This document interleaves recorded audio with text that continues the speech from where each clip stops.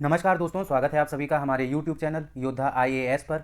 मैं हूं जितेंद्र कुमार और मैं लेकर आया हूं आपके लिए आज का द हिंदू अखबार का विश्लेषण।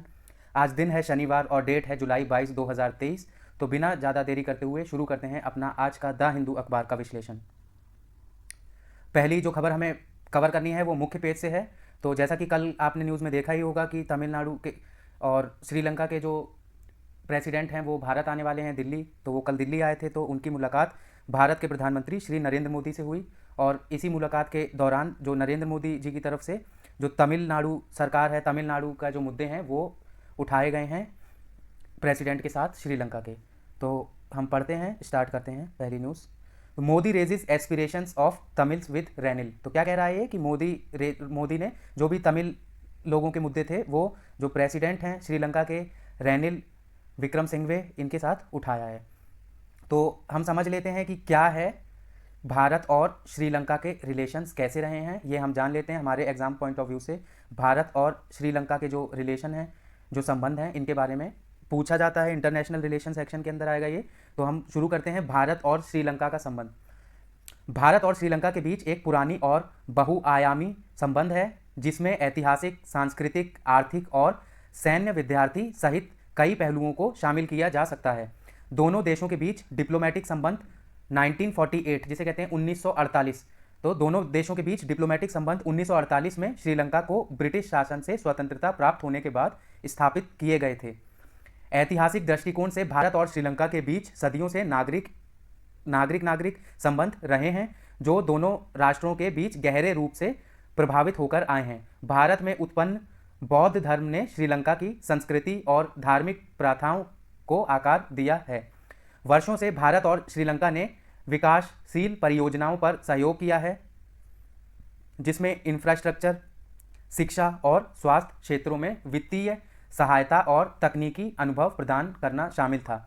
हालांकि दोनों देशों के बीच कई चुनौतियां भी रही हैं, विशेष रूप से पाल्क स्ट्रेट जो है, पाल्क स्ट्रेट कहेंगे हम इसे, जो समुद्र है भारत और श्रीलंका के बीच में, उसे हम कहते हैं पाल्क स्ट्रेट।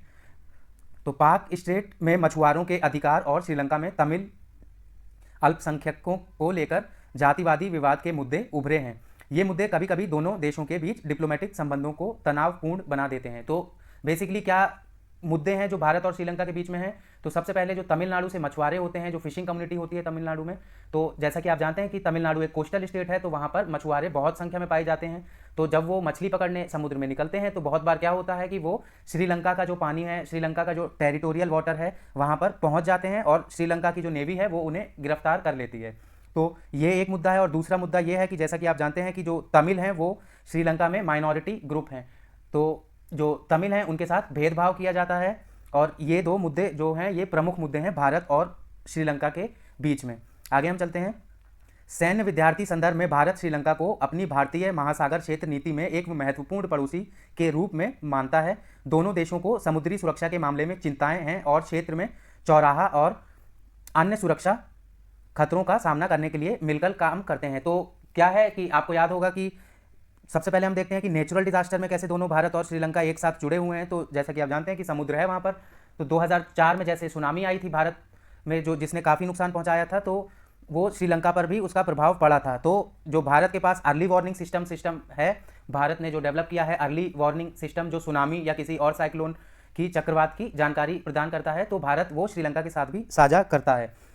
और साथ ही साथ जैसा कि आप जानते हैं कि चाइना जो है वो भारत का सबसे बड़ा प्रतिद्वंदी है और चाइना चाहता है कि श्रीलंका जो है वो उसके साथ रहे, उसके साथ रिलेशन में रहे। श्रीलंका को चाइना अपने अंदर रखना चाहता है और भारत चाहता है कि श्रीलंका की दोस्ती भारत के साथ ज़्यादा अच्छी रहे। श्रीलंका अब इस चीज़ के बीच में फंसा हुआ है। चाइना क्या करता है, चाइना श्रीलंका को लोन वगैरह देता है और श्रीलंका को जब लोन मिल जाता है तो वो उसे चुका पाने में असमर्थ हो जाता है। और इस प्रकार एक तरह से हम कह सकते हैं कि चाइना एक आर्थिक डोमिनेंस, आर्थिक प्रवृत्ति बनाना चाहता है श्रीलंका के ऊपर, उसे फंसाकर। और ये भारत के लिए क्यों ज़रूरी है, क्यों भारत को इस पर दखलंदाजी करनी ज़रूरी है? क्योंकि भारत, जैसा कि आप जानते हैं, नीचे से पूरा समुद्र से घिरा हुआ है। वहाँ पर जो श्रीलंका का आइलैंड है, वहाँ अगर भारत के साथ दोस्ती नहीं रहेगी तो चाइना क्या कर सकता है कि चाइना अपने जो नेवल शिप्स हैं, अपनी जो पनडुब्बियाँ हैं, वो श्रीलंका के आइलैंड पर रख सकता है और कभी भी भारत की जो दक्षिण राज्य हैं उन पर हमला कर सकता है चाइना। आगे हम चलते हैं। हाल के समय में दोनों देशों देश अपने आर्थिक सहयोग और व्यापारिक संबंधों को मजबूत करने के प्रयास कर रहे हैं, जिससे एक दूसरे के साथ ही विकास और क्षेत्रीय स्थिरता को बढ़ावा मिल सके। तो ये है बेसिकली इंडिया और श्रीलंका के रिलेशनशिप के बारे में। आप इसके बारे में और डिटेल में जाकर पढ़ सकते हैं, भारत और श्रीलंका के बारे में क्या क्या इनके पैक्ट साइन है। अब आगे चलते हैं, हम न्यूज़ में देखते हैं कि न्यूज़ में क्या था। तो क्या है, India expect Sri Lanka to implement 13th amendment and ensure a life of dignity and respect for its Tamil population. तो जैसा मैंने आपको समझा दिया है कि जैसे कि आप जानते हैं कि तमिल जो है वहाँ पर जो तमिल की पॉपुलेशन है श्रीलंका के अंदर वो माइनॉरिटी में है, तो उनके ऊपर काफ़ी अत्याचार होता है। तो जो भारत के प्रधानमंत्री हैं नरेंद्र मोदी, इन्होंने कहा है कि जो 13वां अमेंडमेंट है श्रीलंका में उसे लागू किया जाए जल्दी से जल्दी श्रीलंका के अंदर। अब हम जान लेते हैं कि क्या है ये 13वां अमेंडमेंट जो श्रीलंका का 13वां अमेंडमेंट कहलाया जाता है। तो क्या है ये देखते हैं। श्रीलंका में 13वां संशोधन। तो श्रीलंका के संविधान में 13वां संशोधन को 1987 में भारत श्रीलंका समझौते के परिणाम स्वरूप पेश किया गया था, जिसका उद्देश्य देश में तमिल अल्पसंख्यक को शक्तियों का विनियमन करने के मुद्दे को सामना करना था। इस संशोधन ने श्रीलंका में प्रांतीय परिषदों की स्थापना की, जिससे प्रांतों को कुछ स्वायत्तता मिले। तो क्या है ये कि जो श्रीलंका है वहाँ का संविधान है, वहाँ पर 13वें अमेंडमेंट 13वां संशोधन की बात होती है। उस क्या संशोधन है, वो कब निकला था, तो वो 1987 में जब राजीव गांधी भारत के प्रधानमंत्री थे तो उनकी श्रीलंका से वार्ता हुई और जो भारत के मुद्दे थे वो उन्होंने श्रीलंका के साथ उठाए। तो श्रीलंका इस मुद्दे पर, तो मैं कह रहा था कि जब भारत और श्रीलंका के बीच बात चल रही थी 1987 में, तब भारत के प्रधानमंत्री थे श्री राजीव गांधी, और उन्होंने जो भारत के मुद्दे थे, तमिल्स के जो मुद्दे थे, तमिल समुदाय के जो मुद्दे थे, वो श्रीलंका के साथ उठाए।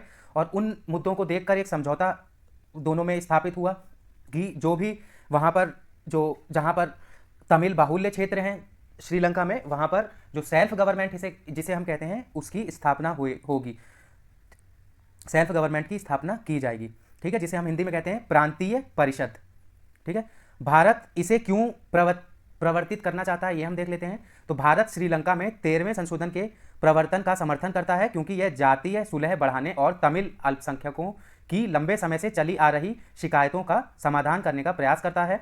भारत को यह मान्यता है कि प्रांतों को शक्तियों का विनियमन करने से तमिल समुदाय को सशक्त बनाया जा सकता है और श्रीलंका में एक समावेशी और स्थिर राजनीतिक वातावरण को बढ़ावा मिल सकता है। यह भारत के क्षेत्रीय स्थिरता और सुरक्षा के चिंताओं से भी मेल खाता है जो भारतीय महासागर क्षेत्र में रहती हैं। ये मैंने आपको बता दिया क्या क्या समस्याएं हैं, क्या क्या डाउट्स हैं भारत और श्रीलंका के बीच में, और क्या क्या ऐसे मुद्दे हैं जिनकी वजह से ये दोनों देश आपस में और सहयोग कर सकते हैं। ये खबर यहीं तक थी। तो खबर आप समझ ही चुके होंगे कि कल मैंने आपको बताया था कि प्रेसिडेंट हैं जो श्रीलंका के वो भारत आए हैं और वो यहाँ भारत के प्रधानमंत्री श्री नरेंद्र मोदी से मिले हैं दिल्ली में। और दिल्ली में नरेंद्र मोदी जो भारत के प्रधानमंत्री हैं, इन्होंने जो भी मुद्दे हैं तमिल लोगों के से रिलेटेड और मछुआरों के मुद्दे जो हैं उन्हें उठाया है। अगली हम खबर पे आते हैं। तो ये पार्लियामेंट से है। तो क्या है, PM's absence in both house Spurs opposition protest. तो क्या है कि प्रधानमंत्री, जैसा कि आप जानते हैं कि वो दोनों ही, अब मॉनसून का सत्र चालू हो गया है 20 जुलाई 2023 से, तो अभी तक प्रधानमंत्री इन सत्रों में भाग लेने नहीं पहुंचे हैं। दोनों ही हाउसेज में, राज्यसभा और लोकसभा दोनों ही हाउसेज में प्रधानमंत्री अभी तक भाग लेने नहीं पहुंचे हैं। तो इसी को लेकर अपोजिशन पार्टियां, जो विपक्षी दल है, उन्होंने विरोध जाहिर किया है और कहा है कि मणिपुर पर जल्दी से जल्दी डिबेट हो एक, और साथ ही साथ जो दिल्ली गवर्नमेंट का सिविल सर्विस का जो केस चल रहा है उस पर भी चर्चा हो जल्दी से जल्दी। जो दिल्ली गवर्नमेंट का जो सिविल सर्विस का केस है उसे हमने कल डिटेल में कवर किया था, आप कल का अखबार उठाकर देख सकते हैं हमारा 21 जुलाई 2023 का, उसमें हमने दिल्ली जो सर्विस रोज चल रही है उसके बारे में बात की है। अगली खबर की तरफ आते हैं हम लोग। तो अगली खबर फिर से हमें मणिपुर से देखने को मिल रही है। तो क्या है खबर, more cases of sexual assault of women surface in Manipur. तो मैं आपको बहुत बार बता चुका हूं कि जैसा कि आप जानते होंगे कि पिछले 2 से ढाई महीने पहले से क्या हो रहा है मणिपुर में, वहां पर अराजकता की स्थिति बनी हुई है, वहां पर हिंसा चालू है। और हिंसा किन 2 समुदायों के बीच में है, तो वो समुदाय हैं कुकी जो और दूसरा समुदाय है मीती। तो इन 2 समुदायों के बीच में हिंसा बनी हुई है। अब उसी हिंसा के दौरान क्या हुआ कि कुछ ऐसे वाकया देखने में आए जो पूरे भारत को शर्मसार करते हैं। अभी हाल ही में एक वाकया आया था कि जिसमें 2 महिलाओं को देखा जा सकता था एक वीडियो के जरिए कि 2 महिलाओं को एक भीड़ 900 से 1000 लोगों की निर्वस्त्र हालत में अपने साथ घसीटती हुई लेकर जा रही है, और कहा जा रहा है कि इसके बाद इनके साथ सामूहिक दुष्कर्म भी किया गया। और उसी के बाद अब कल एक खबर आ रही है कि एक 45 साल की जो कुकी जो समुदाय की महिला है उसे उसे निर्वस्त्र करके उसे जिंदा जला दिया गया। तो ये मणिपुर से और खबर आ रही हैं, भयानक खबरें आ रही हैं। अब इसी में एक क्या चीज़ है कि गुरुवार को 10 मणिपुर के जो विधायक हैं उन्होंने, जो कि कुकी जो कम्युनिटी के विधायक हैं और 7 उनमें से जो भारतीय जनता पार्टी में शामिल हैं वो हैं, तो उन्होंने एक स्टेटमेंट रिलीज करके कहा कि ऐसा बहुत जो करीबन 4 ऐसे इंसिडेंट और हैं मणिपुर के अंदर जो अभी तक हाईलाइट नहीं हुए हैं और जल्दी से जल्दी केंद्र को इस मुद्दे पर देखना चाहिए। ये मणिपुर से खबर है। अगली खबर है हमारी, supreme court declines Rahul's plea seeking interim suspension of conviction. तो जैसा कि आप जानते हैं कि राहुल गांधी जिन्हें एक डिफेमेशन मानहानि के मुद्दे पर, मानहानि के केस पर सूरत की एक कोर्ट, सेशन कोर्ट से सज़ा मिली है 2 साल की। तो जब उन्हें 2 साल की सज़ा मिली है तो इनका जो सांसद का पद था वो चला जाता है। तो हम समझ लेते हैं सबसे पहले कि जो कन्विक्शन है भारत में क्या क्या है, कन्विक्शन का रूल, एक डिस्क्वालीफाई कब कब हो जाता है एक मेंबर ऑफ पार्लियामेंट। तो हम समझ लेते हैं इसे क्या क्या प्रावधान है भारत के अंदर। तो भारत संसद में अयोग्यता कब कब हो सकती है, ठीक है। तो सबसे पहली है ऑफिस ऑफ प्रॉफिट होना। ऑफिस ऑफ प्रॉफिट का मतलब क्या होता है, यदि किसी मेंबर ऑफ पार्लियामेंट के पास, यदि कोई मान लीजिए सांसद है और उसके पास साथ ही साथ एक ऐसा सरकारी ऑफिस है जिससे वह खुद को या अपने किसी परिचय वाले को फायदा पहुंचा सकता है, तो उसे अपने पद से इस्तीफा देना होगा, उसे पद हटा लिया जाएगा उसे इस पद से। तो देखते हैं ऑफिस ऑफ प्रॉफिट, केंद्रीय या राज्य सरकार के तहत ऑफिस ऑफ प्रॉफिट में होना अयोग्यता का कारण है।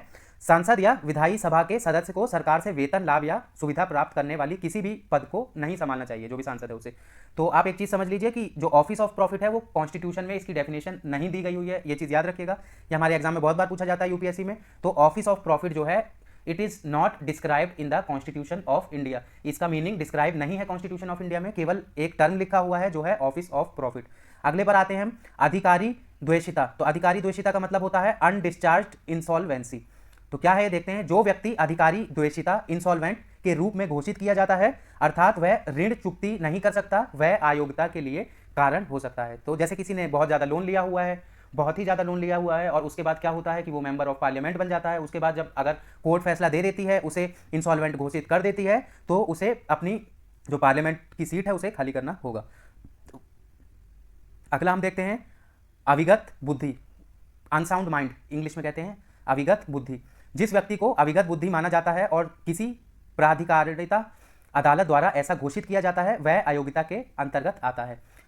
फोर्थ देखते हैं द्वितीय सदस्यता। एक व्यक्ति एक साथ दोनों संसदों, राज्यसभा और लोकसभा के सदस्य नहीं हो सकता है, और एक ही समय में सांसद और विधायी सभा का सदस्य भी नहीं हो सकता। तो जैसे कि मान लेते हैं कि एक कोई व्यक्ति है, वो लोकसभा के चुनाव में जीतता है और वहां की सीट को ग्रहण कर लेता है, उसके बाद वो राज्यसभा के चुनाव में भी खड़ा होता है और राज्यसभा की सीट भी वो जीत जाता है, तो उसे इन दोनों में से किसी एक को चुनना होगा, वरना उसकी दोनों सीटें चली जाएंगी, वो अयोग्य घोषित हो जाएगा। अगला देखते हैं संविधान के प्रति अनभिष्टता। तो यदि कोई सांसद या विधायी सभा का सदस्य स्वेच्छा से दूसरे देश की नागरिकता प्राप्त करता है, यह भारतीय संविधान के सिद्धांतों के विपरीत कार्रवाई करता है, तो वह अयोग्यता का शिकार हो सकता है। तो ये था। अब अगला पॉइंट देखते हैं आपराधिक मामलों में सजा। तो ये जो राहुल गांधी का केस है, ये 6th पॉइंट जो हमारा है, आपराधिक मामलों में सजा, क्रिमिनल केस, ठीक है। तो इस पर राहुल गांधी का जो सस्पेंशन है, जो राहुल गांधी को हटाया गया है पार्लियामेंट से, तो लोकसभा से, तो वो आपराधिक मामलों में सजा के तौर पर हटाया गया है। यदि कोई व्यक्ति 2 वर्ष से अधिक की सजा के लिए दोषी पाया जाता है, तो उसे संसद का सदस्य होने की अयोग्यता हो जाती है, ठीक है।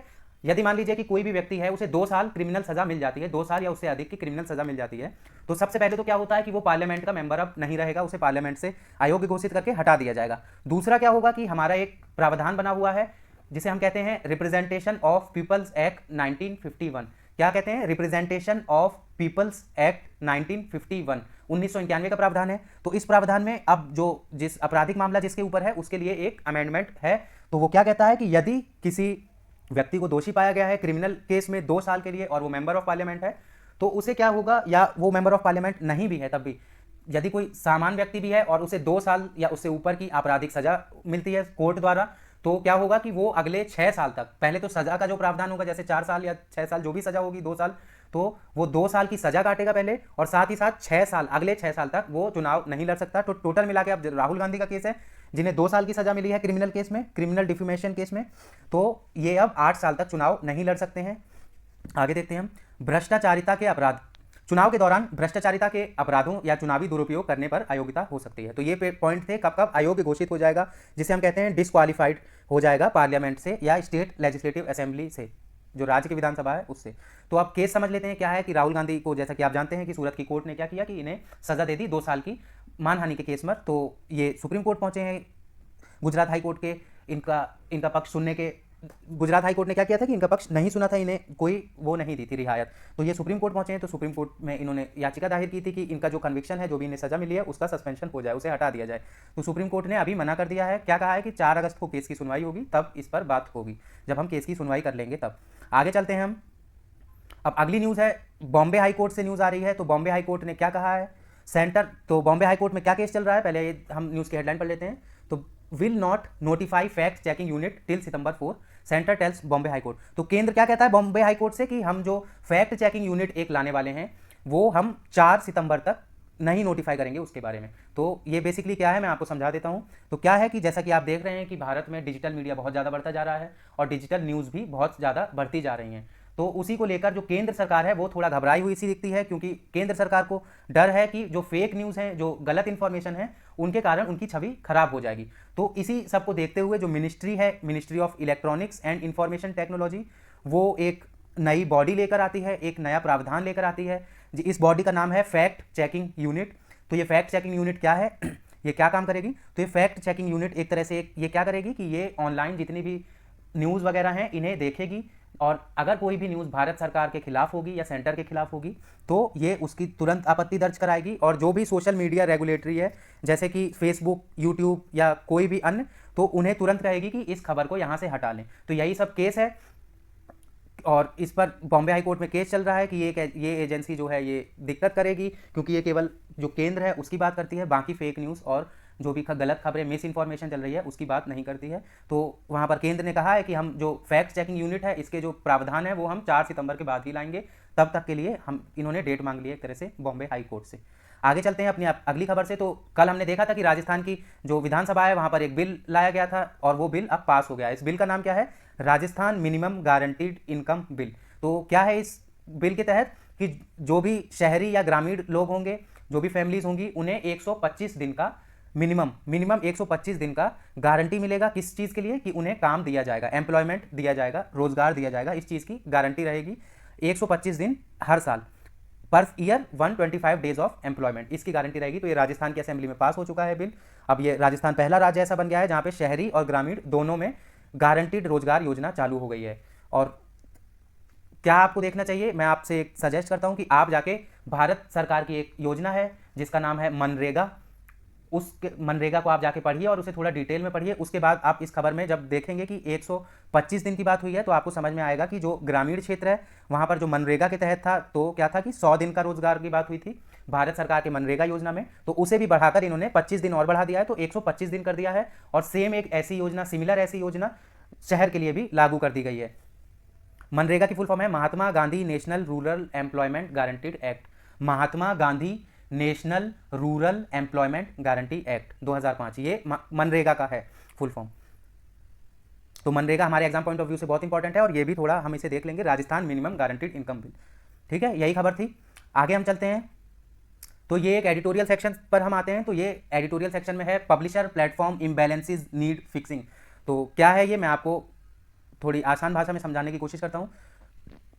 तो क्या चल रहा है, होता क्या है कि जैसे कोई एक व्यक्ति है जो न्यूज़ रिपोर्टर है, जो एक पत्रकार है, वो किसी एक गांव से एक खबर को निकाल कर लाता है, और जब वो खबर निकाल कर लाता है तो उसे वो सोशल मीडिया पर चढ़ा देता है या इंटरनेट पर चढ़ा देता है, डिजिटली चढ़ा देता है। अब जो दूसरे लोग हैं, कौन? जो प्लेटफॉर्म है, जैसे यूट्यूब है, फेसबुक है, इंस्टाग्राम है, इस प्लेटफॉर्म पर जब उस न्यूज़ का यूज़ किया जाता है, तो होता क्या है कि जो पत्रकार था, जो गांव से न्यूज़ को निकाल के लाया था, उसे कुछ फ़ायदा नहीं मिलता है, उसे कुछ पैसा नहीं मिल पाता है, और जो कमाई होती है वो किसकी हो जाती है? वो हो जाती है ये जो प्लेटफॉर्म्स हैं, जैसे कि फेसबुक, यूट्यूब या इंस्टाग्राम और वगैरह वगैरह जो भी प्लेटफॉर्म है, इनकी कमाई हो जाती है। तो ये उसी से रिलेटेड एक आर्टिकल लिखा गया है विबोध द्वारा। तो ये क्या कहता है, हम देखते हैं। तो ये पहले बात करता है, जो मैंने आपको बताया कि सबसे पहले तो ये जो जर्नलिस्ट होता है, जो पत्रकार होता है, उसको पैसा नहीं मिल पाता, उसे अच्छा खासा जो रिवेन्यू उसका होना चाहिए था। क्योंकि मान लीजिए कि अगर कोई एक गांव से, ग्रामीण क्षेत्र से खबर निकल के गई और जो आज के डेट में हम कहते हैं वायरल हो गई वो, और बहुत ज़्यादा लोग उसे सर्च करते हैं, देखते हैं, तो जो फ़ायदा होता है, जो कमाई होती है, वो प्लेटफॉर्म की होती है बजाय उस पत्रकार की। तो पहला तो ये मुद्दा है। और दूसरा मुद्दा ये है कि अगर उस खबर की कोई गलती होती है, उस खबर में कोई चीज़ गलत निकलती है, तो क्या होता है कि जो पत्रकार है उसे पकड़ा जाता है बजाय उस प्लेटफॉर्म के जिस पर यह खबर चल रही है। तो इन दो मुद्दों को लेकर यह एडिटोरियल लिखा गया है। अब इन्होंने एक तरीका समझाया है कि कैसे ऑस्ट्रेलिया में इस चीज़ से निपटने के लिए प्रावधान लाए जाने की कोशिश की गई थी, तो हम उसे देखते हैं। तो क्या कहता है, in 2021 Australia tackled this by proposing a mechanism to govern the interaction between publisher and platform. तो क्या कहता है कि 2021 में ऑस्ट्रेलिया एक ऐसा प्रावधान लाने जा रहा था जिससे ये दिक्कत हल की जा सके, कि जो पत्रकार है उसे भी बराबर पैसा मिले और प्लेटफॉर्म पर भी पैसा रहे। लेकिन क्या हुआ कि फेसबुक ने क्या किया कि जो ऑस्ट्रेलिया में न्यूज़ होती थी उसे ही दिखाना बंद कर दिया अपने प्लेटफॉर्म पे। तो ऑस्ट्रेलिया ने क्या किया, ऑस्ट्रेलिया में क्या हुआ कि जो न्यूज़ है फेसबुक प्लेटफॉर्म पे उसका अभाव होने लगा, जिसकी वजह से वहाँ की सरकार जो है वो थोड़ा डर गई। उसके बाद क्या करती है, वो फेसबुक के साथ थोड़ी सहमति बना के एक नया कोड लेके आती है जिसका नाम है news media and digital platforms mandatory bargaining code 2021। इसके बाद कनाडा की बात हुई है, तो कनाडा में भी एक ऐसा ही ऑनलाइन न्यूज़ एक्ट नाम से लाया जा रहा है, जिससे जो पब्लिशर होगा, जो भी पत्रकार होगा जो पब्लिश कर रहा है उस न्यूज़ को, उसे कंपनसेशन मिलेगा। यूनाइटेड किंगडम में भी ऐसे ही प्रावधान लाने की कोशिश की जा रही है। ब्राज़ील, साउथ अफ्रीका और इंडोनेशिया भी digital platform responsibilities for quality journalism नाम से एक प्रावधान लाने जा रहे हैं। ब्राज़ील, साउथ अफ्रीका और इंडोनेशिया।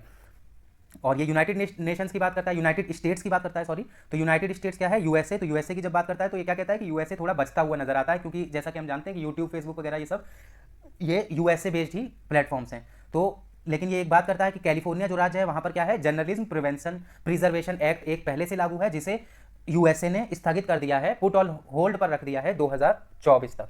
अब ये भारत की बात करता है, तो इंडिया स्लगिश रिस्पॉन्स। तो क्या कहता है कि भारत जो है वो धीमा है सोचने में, बात करने में या एक्ट करने में इस मुद्दे को लेकर। अब ये कहता है, बताता है टाइमलाइन के साथ कि दिसंबर 2021 में जो यूनियन मिनिस्टर हैं भारत के, किस चीज़ के लिए, यूनियन मिनिस्टर ऑफ स्टेट हैं जो इलेक्ट्रॉनिक्स और टेक्नोलॉजी के, तो जो हमारी मिनिस्ट्री है इलेक्ट्रॉनिक्स और टेक्नोलॉजी, उसके जो यूनियन मिनिस्टर हैं, यूनियन मिनिस्टर ऑफ स्टेट, तो वो क्या कह देते हैं पार्लियामेंट में कि हम ऐसा कोई प्रावधान लाने नहीं जा रहे हैं, ना ही इसके बारे में सोच रहे हैं। उसके बाद क्या होता है, 2021 में ही डिजिटल न्यूज़ पब्लिशर एसोसिएशन जो है भारत का, क्या नाम है इसका, डिजिटल न्यूज़ पब्लिशर एसोसिएशन, ये कॉम्पिटिशन कमीशन ऑफ इंडिया में, ये भारत की एक बॉडी है जो कॉम्पिटिशन के बारे में, जो भी अगर कोई गलत चीज़ हो रही है, कोई मोनोपोली बनाने की कोशिश कर रहा है, उसके खिलाफ ये मुद्दे सुनती है। तो क्या करती है, डिजिटल न्यूज़ पब्लिशर एसोसिएशन ये जाती है कॉम्पिटिशन कमीशन ऑफ इंडिया, और कॉम्पिटिशन कमीशन ऑफ इंडिया में जाकर ये गूगल के खिलाफ केस दायर करती है कि गूगल क्या करता है कि गूगल जो सर्च इंजन है उसमें अपने ही लोगों की जो ब्रॉडकास्ट है, जो जिनसे एडवर्टाइजमेंट का पैसा मिल रहा है गूगल को,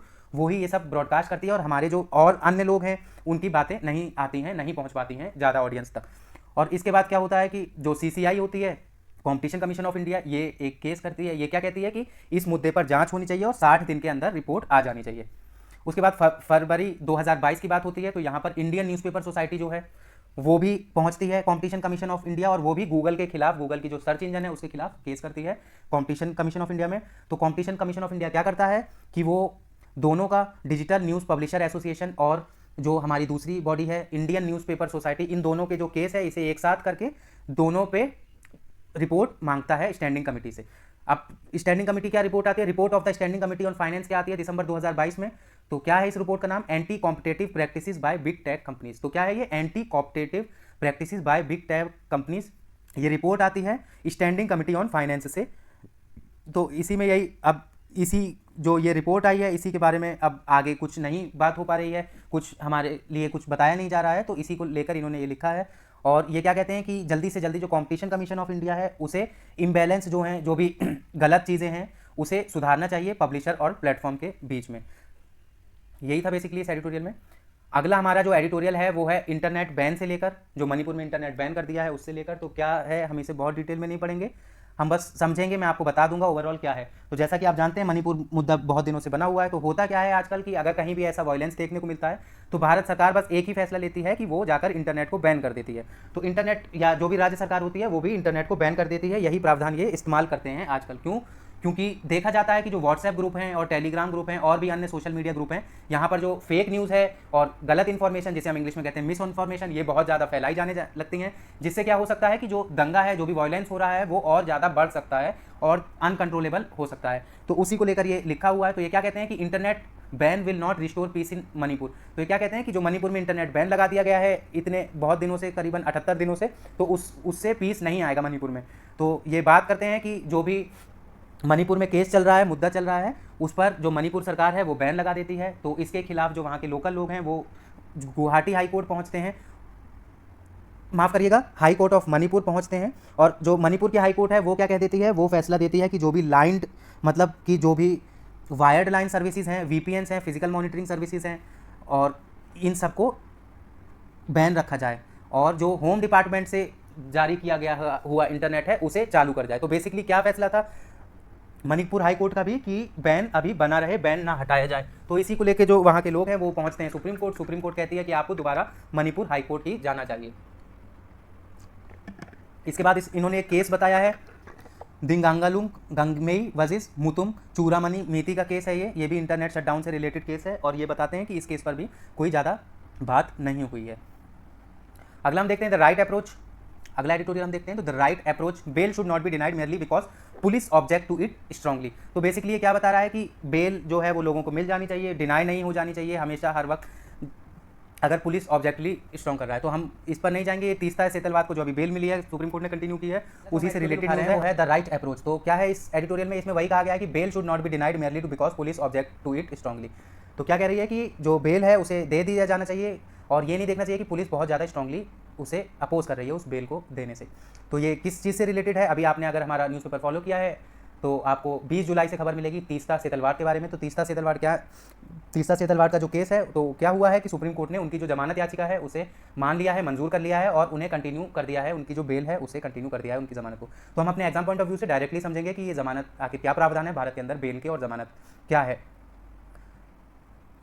तो bail is a legal provision that allows an accused person to be release from custody while awaiting trial. तो जब एक एक्यूज है जिसके ऊपर केस चल रहा है उसे कस्टडी में पहुंचा दिया गया है, लेकिन उसका अभी ट्रायल चल रहा है, तो उसे बेल मिल सकती है, ये बेल होता है। तो बेल एक लीगल प्रोविजन होता है that allows an accused person to be release from custody while awaiting trial. आगे देखते हैं, it is based on the presumption of innocence until proven guilty. तो क्या है कि भारत में क्या प्रावधान है कि भारत में ये प्रावधान है कि जब तक किसी को फाइनल सजा नहीं मिल जाती है कोर्ट द्वारा, तब तक उसे इनोसेंट माना जाएगा, उसे गिल्टी नहीं माना जाएगा, उसे इनोसेंट माना जाएगा। तो उस प्रावधान को लेकर भारत में बेल की जो जमानत की प्रक्रिया है उस प्रावधान को लेकर मानी जाती है। In India bail provisions are governed by criminal procedure code. तो भारत में जो बेल के बारे में जो भी बताया गया है वो सब कहाँ पर मेंशन है, क्रिमिनल प्रोसीजर कोड के सेक्शंस में। तो हम देखते हैं, बेलेबल ऑफेंस होता है पहला। ऑफेंसेस दो टाइप के होते हैं, एक बेलेबल, एक नॉन बेलेबल। बेलेबल में आपको बेल मिल जाती है आराम से अंडर सेक्शन 436, तो मतलब सीआरपीसी का जो सेक्शन 436 है उसके तहत आपको, अगर आपका बेलेबल ऑफेंस है तो आपको बेल मिल जाएगी। ठीक है, तो देखते हैं बेलेबल ऑफेंस क्या है ये। तो इसे हिंदी में हम क्या कहेंगे, हिंदी में हम इसे क्या कहेंगे, जमानती अपराध। ठीक है, तो हम देखते हैं बेलेबल ऑफेंसेस क्या है। तो under section 436 of the CrPC for bailable offences the accused has the right to be released on bail by the police officer और द कोर्ट। बेलेबल ऑफेंस में जो भी एक्यूज है उसे पुलिस ऑफिसर या फिर कोर्ट बेल दे सकती है अंडर सेक्शन 436। ठीक है, आगे देखते हैं नॉन बेलेबल ऑफेंस क्या है।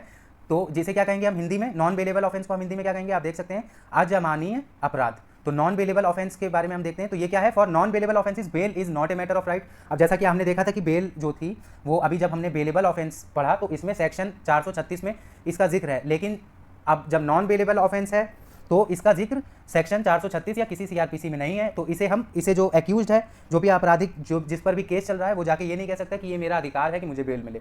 ये अब कोर्ट के हिसाब से होगा, कोर्ट के फैसले पर होगा कि उसे बेल दी जाए या नहीं। तो ये क्या है, नॉन बेल ऑफेंसेज में बेल कैसे दी जाती है। तीसरा है एंटीसिपेटरी बेल, जिसे हम हिंदी में कहेंगे पूर्वानुमानित जमानत। तो ये भी हमारे सेक्शन 438 में आती है। तो क्या देखते हैं, section 438 of the CrPC allows a person to seek anticipatory bail, पूर्व अनुमानित जमानत। तो section 438 of the CrPC allows a person to seek anticipatory bail which means getting bail in anticipation of being arrested for a non bailable offence. The court में grant anticipatory bail with conditions to prevent the misuse of the provisions. ठीक है, अगला है regular bell के बारे में। तो regular bell को हम हिंदी में क्या कहेंगे, नियमित जमानत। तो नियमित जमानत जब किसी को सजा हो चुकी है, जो अक्यूज्ड है वो कोर्ट में जाके अप्लाई करता है, जिस कोर्ट में उसका केस चल रहा है, ट्रायल चल रहा है, उसी में जाकर वो अपनी जमानत अर्जी देता है, तो उसे हम कहेंगे रेगुलर बेल। आगे है डिफ़ॉल्ट बेल। तो क्या है कि अगर जो भी केस चल रहा है उस पर इन्वेस्टिगेशन हो रही है, और अगर 60 से 90 दिन के भीतर इन्वेस्टिगेशन नहीं हो पाती है, तो उसके बाद जिसके ऊपर भी केस चल रहा है वो कोर्ट में जाकर कह सकता है कि section 167 clause 2 CrPC criminal procedure code के अंदर वो जाकर बेल मांग सकता है। ठीक है, तो ये है बेल का प्रावधान भारत में। और साथ ही साथ एक और प्रावधान है कि भारत में क्या होता है कि जो सियोरिटी देनी पड़ती है आपको कि कुछ लोग आपके तरफ से आकर गवाही देंगे और आपको कुछ पैसा जमा कराना पड़ेगा बेल के लिए। तो इंग्लिश में हम तुरंत देख लेते हैं। पहले बेलेबल ऑफेंस है, ये है सेक्शन 436 में, ठीक है। नॉन बेलेबल ऑफेंस ये राइट नहीं है।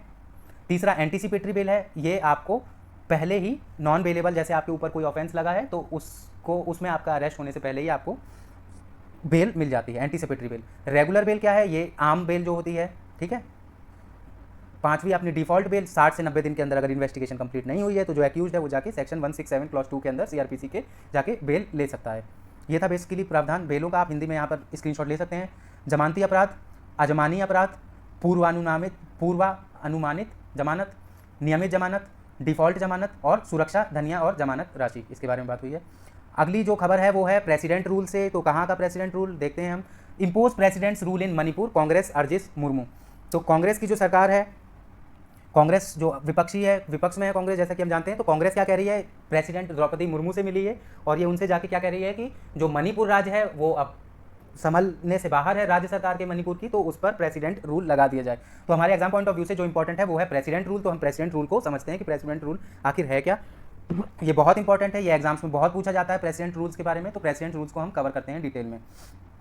तो देखते हैं, मैं इंग्लिश में पढ़ रहा हूँ और हिंदी में मैं आपको समझाता जाऊंगा। In India the President's rule refer to the constitutional provision where the President of India assumes direct control of the state's administration where there is a breakdown of constitutional machinery in a state. तो अब क्या है president rule कि जो president होता है, भारत का जो भी प्रेसिडेंट होगा, वो जैसे मान लीजिए कि मणिपुर की बात हो रही है यहाँ, मैं आपको सिंपली समझाता हूँ, मणिपुर की बात हो रही है यहाँ। तो मणिपुर में क्या है कि मणिपुर में अगर प्रेसिडेंट रूल लग जाता है तो जो भारत के प्रेसिडेंट हैं, ये जो मणिपुर स्टेट है उस पर डायरेक्ट रूल करने लगेंगे। सिंपली ये है प्रेसिडेंट रूल्स का मतलब। और क्यों लगाया जाता है प्रेसिडेंट रूल, अगर कॉन्स्टिट्यूशनल मशीनरी ब्रेक डाउन कर जाती है, संविधान की तरह से चीज़ें नहीं चल रही हैं अगर राज्य में, तो प्रेसिडेंट रूल को लगा दिया जाता है। अब जो इंपॉर्टेंट चीज़ है वो है कि प्रेसिडेंट रूल जो है वो article 356 of the Indian constitution के अंडर है, मेंशनड है। ये आप जाके जरूर देखिए, आर्टिकल 356 और आर्टिकल 365, इन दोनों आर्टिकल को आप जाके जरूर पढ़ें, ये बहुत इंपॉर्टेंट है, ये एग्जाम्स में बहुत ज़्यादा पूछा जाता है, इसे आप बिल्कुल ना छोड़ें। आर्टिकल 356 ऑफ इंडियन कॉन्स्टिट्यूशन, हम थोड़े से इसके प्रोविजंस को समझ लेंगे, लेकिन आपको एक खुद जाकर कवर करना है article 356 of the Indian constitution. अब कंडीशंस देखते हैं। देखो मैं आपको सिंपली समझा देता हूँ कि सबसे पहले क्या होता है। अब जैसा कि हम देख रहे हैं कि मणिपुर में क्या हो रहा है कि वहाँ पर एक तरह से राज्य सरकार फेल होती हुई नजर आ रही है। तो अगर मान लीजिए कि प्रेसिडेंट ये गवर्नर से एक रिपोर्ट मांगता है, जो भी मणिपुर के गवर्नर हैं वो प्रेसिडेंट को एक रिपोर्ट लिख के देंगे कि जो मणिपुर राज्य है जिसका मैं गवर्नर हूँ, इसमें चीज़ें संविधान के हिसाब से नहीं चल रही है और यहाँ जो कॉन्स्टिट्यूशन है, जो संविधान से बनाई गई प्रक्रिया है, उसका पूरा ब्रेक डाउन हो गया है, पूरा कोलैप्स हो गया है। तो ये जो रिपोर्ट है ये प्रेसिडेंट के पास पहुँचेगी। प्रेसिडेंट इस रिपोर्ट को पढ़ेंगे, इस रिपोर्ट को पढ़ने के बाद प्रेसिडेंट फैसला लेंगे, निर्धारण करेंगे, उस पर और जांच करवाएंगे।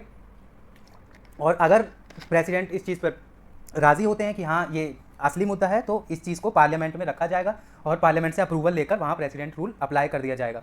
ये है बेसिकली प्रेसिडेंट रूल के बारे में। सबसे पहले क्या होता है, गवर्नर की रिपोर्ट आती है, गवर्नर की रिपोर्ट में फेलियर ऑफ कॉन्स्टिट्यूशनल मशीनरी की बात होती है और पार्लियामेंट का अप्रूवल है। अब यहाँ एक चीज़ और देखने की बात है कि जैसे प्रेसिडेंट ने कह दिया कि मणिपुर में जो है प्रेसिडेंट रूल घोषित कर दिया गया, लग गया प्रेसिडेंट रूल, अब क्या वो